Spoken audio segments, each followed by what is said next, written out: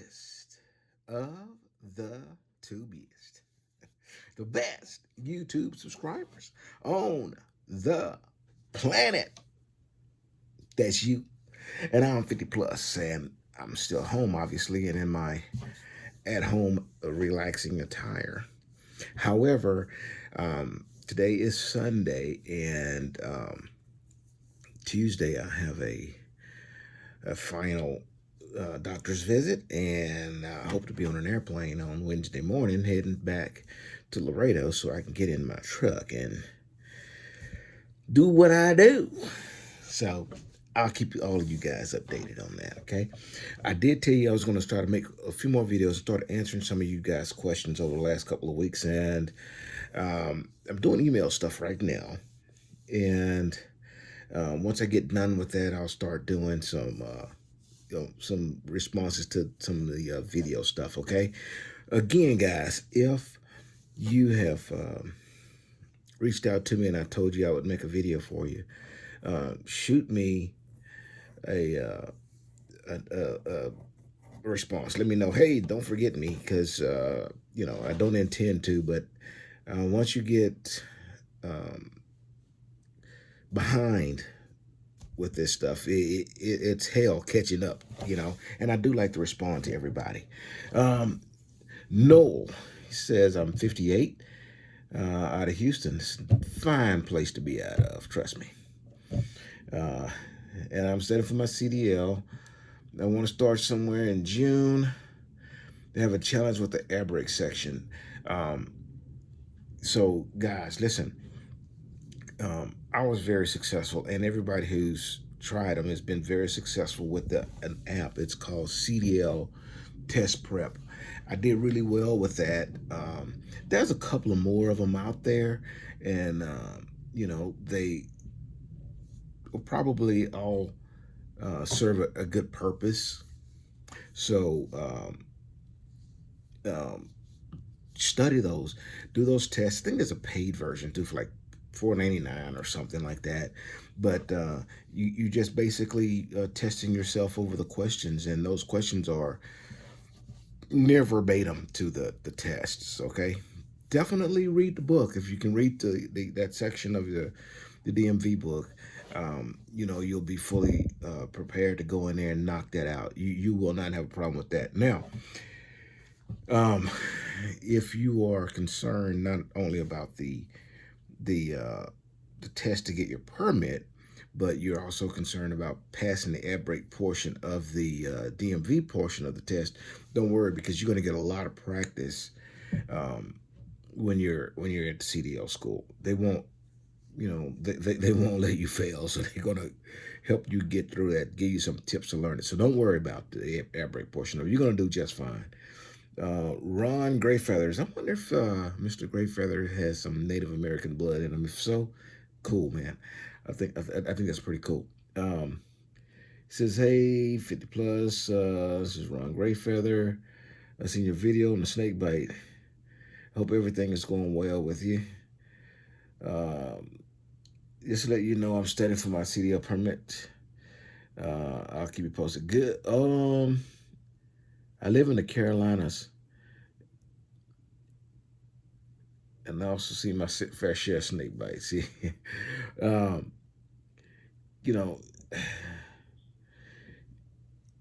again, we were talking about him getting that permit test, and the same rules apply, bro.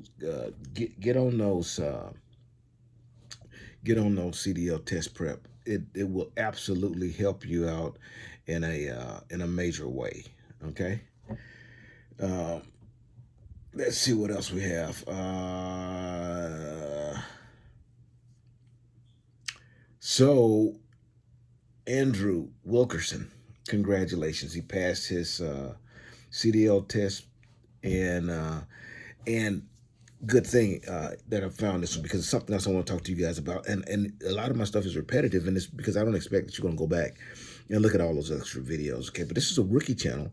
We do the rookie things. We got to do it the right way, okay? So you're looking for some truth, and I'm going to give you some good advice. Now, Andrew is doing the right thing. He's going to go back after he got his permit and everything. He's going to go back. He's going to get his TWIC, TSA, and hazmat. And those are 3 things that I try to get you guys to get on right away. Okay. I like those 3 done together because the TWIC, the hazmat, and the TSA is not for trucking, but it helps you get through the lines at the airport and stuff like that. That's that quick pass line, okay? But they all take the same background check and thumbprint and all that kind of stuff. So you do all those at the same time because you can all do them all at the same place, okay? All at the same place, all at the same time. It's super simple. Once you get one, you got them all, and you're good. You're good. Okay.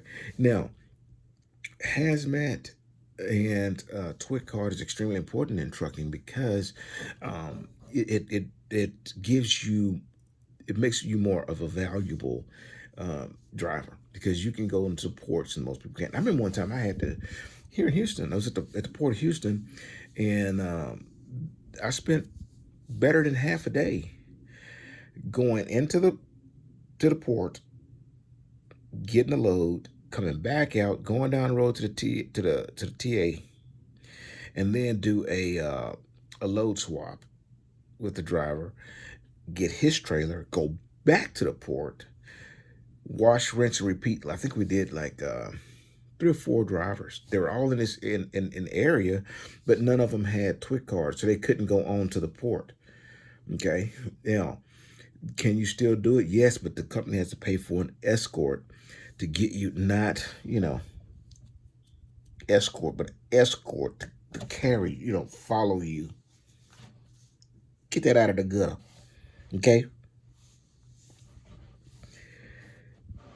They can pay an escort to bring you into the port. They have to be with you the whole time. It's a pain in the butt, and it costs money. So prevent that from happening. I spent half a day, man, doing that back and forth, in and out to the port. But it saved the company a bunch of money, and they paid me for it, and everything was good, man. But if you have it, this leaves that door wide open for you, especially for hazmat. And Melton pays 6 cents a mile.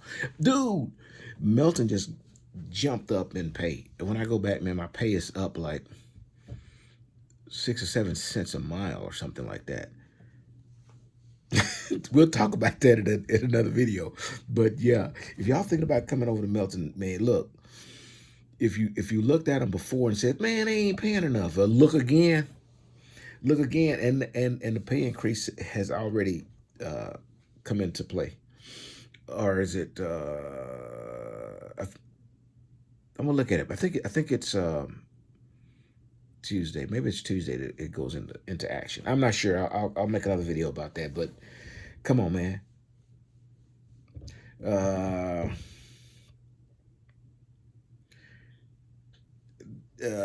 Destin Curvins. I hope I'm saying that right. Hello, how are you? I'm a fan, and you convinced me to join Melton. Beautiful, man. Come on over here and burn some fuel. I just finished my last backing class in trucking school, and all I have to do is a road test. But back to what I was asking you, how much miles can I average OTR? I want to run hard. Listen, guys, the common question, how many miles do they give you at blah, blah, blah company? And you guys have heard me. You guys have been around for a while. You guys have heard me. Again, I'm real, okay? This channel is not if I don't know, I'm going to tell you I don't know. Then I go look for the answer so I can give you the truth. A lot of my truths are hard and fast, and they're bitter pills, but they're true. And I'm not going to tell you if I hadn't experienced it, or it's just not, good, solid, deductive reasoning. Okay. All right. And this one is good, solid, deductive reasoning. It's factual, but it is what it is because I'm not lazy. Okay. But listen to what I'm telling you right now. I get this all the time. How many miles do they give? They don't give you shit. How does that sound? They don't. The only way you're going to make miles is if you get off your ass and you drive. 10 hours and 1 minute, get your lazy behind out of that bunk. Start burning some fuel. If you're in the bunk, 13, 14 hours, then get up and drive. You're going to wonder why you're not making any money. It doesn't matter if you have your OTR driving, you have a 4-day window. If you can make it there in 3, get there. Then see if you can't deliver that load early. If you deliver it early, maybe you can get another 2,000-mile run that you picked one up on Monday and you maybe drove it out as hard and fast as you can get. Now it's Thursday, but you're supposed to deliver Friday. You can deliver Thursday. You deliver Thursday morning, pick up another load, and then that load to be a 2,000-mile load that you drop off the following Monday. You got a 4,000-mile, 3,500-mile paycheck. Okay, but if you drug your ass, you stayed in the bunk, maybe you get 2,000, 2,500 miles that week. You could short your load you could short yourself 500, 600, 700 miles, at least one good load, because you stayed in the bunk too long. They're not going to give you anything. You actually have to go out and actually earn it. Okay. So, with Dustin's attitude he said, I want to run hard. Attitude like that, you're going to do just fine. You're going to make some money. Okay? 10 hours and 1 minute in that bump, man. You get up out of that joker. This is OTR, okay? Because when you're regional, you kind of have to work your clock a little different. You can be a little bit more lazy, just a little bit. Okay? Because we pick up and drop off, we're going to drop off a load and pick up a load every day. And so they're looking at about 350 miles. We can drive almost 600 a day if you're getting off your butt. If you're driving like Destin is talking about here. Okay, but they don't give you anything. I want to make sure that you get that in your head. Okay, you don't. You have to earn it. And then if that truck is not a good producer, then it's not their fault that you're making, pennies. It won't be for long because they'll eventually get you out of there.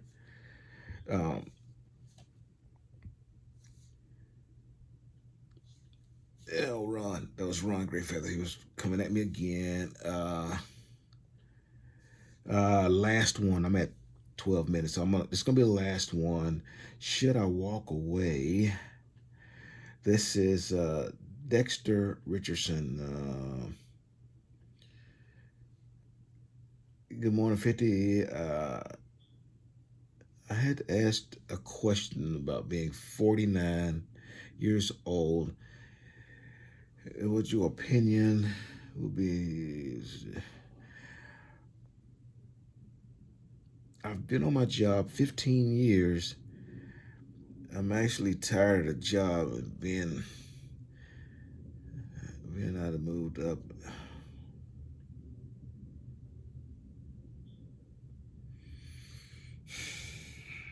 Okay.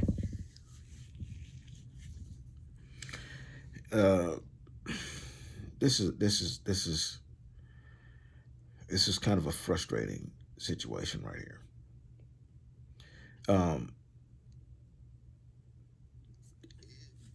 And Dexter situation, it fits a certain group of the Ubiest, okay, and that's us grayed out guys and gals, okay. What he's talking about in his email to me, and it's some specifics in there, so I didn't read it all, okay, but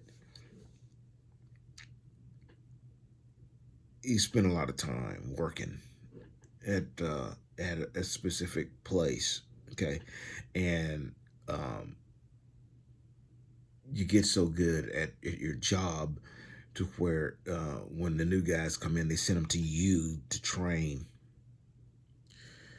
Shortly thereafter, you see, a progression happening to that person that's not happening to you. Basically, they're climbing up the ladder, but you're not. It's frustrating. You're good enough to train somebody else how to do your job, but you're not sharp enough for somebody else to train you to do theirs? After 15 years, you would expect, to have some amount of, doors opened for you, to be able to walk through those doors. I'm not saying that because you're there so long that somebody should give you something. Don't give me nothing, okay? Let me earn it. But if I earn it, don't hold me back. That happens. It's frustrating, man. It's frustrating. But I will tell you this, Dexter. Evaluate your situation. I won't tell you what to do there because this is between you and your family and what you can deal with. Our situation is that once we get to a certain age, um, we can we can put ourselves between a rock and a hard place. You have a figure on here that you are focused at. I guess it's what you make, and I'm going to tell you that if you're an OTR driver, you drive, even if you're a regional driver, and you're not a lazy guy, and you learn this industry, give yourself a good 6 months of this. The seasoned guys know how to be more disciplined, so it should take you about 6 months to learn how to do this, and you're going to surpass that amount that you have on this deal. You should make a minimum of the between 50 and 60,000. Okay, you just have to do your thing, man. The difference is not your situation is frustrating. I'm sorry. I'm trying to stay focused here, but um, if you stay focused, you will make that much more than you're making there. Okay, and um, you'll be fine. You'll be fine. I train drivers all the time, and I really hope that that these drivers that I train will just be successful in whichever level they want to go up to. Okay, we're drivers, dude. We just drive. Okay, once we get done driving, there's other drivers that trainers. So you drive for a while. The next level will be a trainer, and then the next level you'll be, you do something different, and then maybe you go into, management or something like that, or a fleet manager, something like that. When you don't want to drive anymore, there's avenues. Pick the right company, and those doors are open for you as long as you're doing the right thing. This industry will pay you back. Okay, that was in the automotive industry. It's where I felt the pain that you're feeling right now. However, I was sharp enough, man, to be able to climb up that ladder. Okay, almost to the tip top. I mean, way up there, and some really, really, really good money. And I can tell you, bro, up there with those guys who was laughing and joking and you know going to the. I mean, I've taken my families. We've gone to the baseball games and sat right next to the owner of the team. I mean, best seats, football, basketball, all of those. I mean, in the private stuff that the upper management, tend to hand out to themselves and their buddies. I got all of those perks, done it all. The whole time you're doing it, you're pulling knives out of your back or walking over, looking over your shoulder. It sucks up there a lot of times, man. So, that's not to say that, you still don't deserve the opportunity, because you do. But in this industry, it tends to, um, doors tend to open for you. Okay, so if you want to come out here and do it, man, do it. I hate that situation happens, but it's very, very, very, very common. You're not the Lone Ranger with that. Okay, so all of you other guys out there, young guys, listen to me. As long as you got the opportunity, you got one thing that us older guys don't have. That's youth. I can't say that's time, because time isn't promised to anybody. That's why you need to get up off your ass right now and not wait until, well, I'm gonna play around for a little while. I'm still young. When I turn, whatever years old, that's when I'm gonna get my shit together. Hey, look, that's not promised to you. And I'm not saying it will be the end for you. Let's say, something happens that, you know, makes you have to start over again, bad car wreck. Now you gotta learn how to walk again. Stuff like that. You know what I'm saying? That's morbid. It's like way off the deep end, right? Hey man, lots of things can happen to us. You could just be walking from your truck to the building and get bit by a snake, and then you wondering if you're gonna ever be able to walk again. It happens to some of us. You know, I still stumble because I can't feel my toes. I have to get used to walking without being able to feel the bottom of my toes. So that might, you know, not jive all the way with what you may be thinking, okay? But what I'm trying to get you guys to see is that don't waste any time. Don't waste any time because um, industry puts value in youth, okay? It's almost a 50-50 thing. You get older, they can put some value in wisdom. But value in youth, it looks like a ball of clay that they can kind of manipulate and turn into something that they can, be useful to them. It may not be useful to you. So that's why wisdom can be a little bit of a problem, which is what we're talking about here, with Mr. Dexter. You understand? So, guys, listen, I haven't had you long enough, 22 minutes. I hope that I've given you guys a little bit of information. And I got more videos coming. I'm going to get, too. But I do want to answer you guys' questions, okay? Bernard, Eddie, you guys are coming up next, okay? Um, hang in there. Uh, Eddie, I told you that I was going to send you one, okay? And yours is next, okay? I know it's been a while. This is on the second, so I'm way behind, but I'm trying, okay? All right, guys. Till I see you again, deliver undistracted, and here's your boop. Boop.